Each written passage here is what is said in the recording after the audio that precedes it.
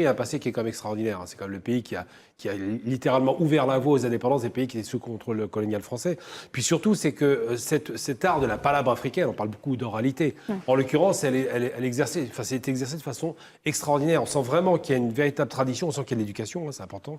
On sent que ces gens s'inscrivent dans l'extérieur. Ils connaissent les relations internationales. Ils connaissent les États avec lesquels ils parlent. Ça a été dit un instant par Mehdi. Effectivement, l'accolade de Lavrov, c'est pas un hasard. Hein. C'est pas un hasard. Il faut bien comprendre que voilà. Parce que Lavrov est passé devant tous les ministres des Affaires étrangères en pratiquement, je vais le dire, pratiquement sans les saluer ou les saluer de façon très furtive.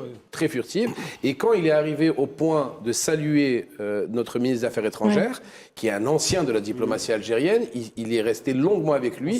Il l'a salué exactement, et on sent comme quoi il y a une véritable amitié, une véritable amitié et une proximité entre les deux ministres des Affaires étrangères.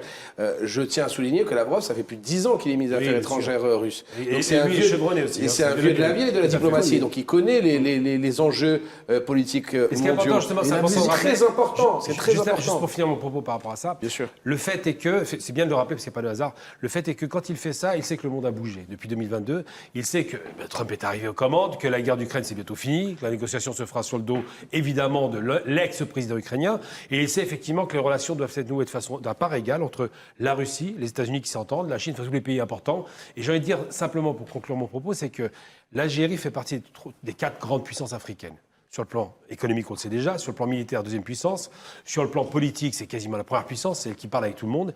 Et sur le plan de la symbolique, c'est effectivement, encore une fois, la première puissance. Pourquoi ? C'est pas pour se gargariser, c'est que malheureusement, c'est l'histoire qui parle. Il n'y a pas à discuter.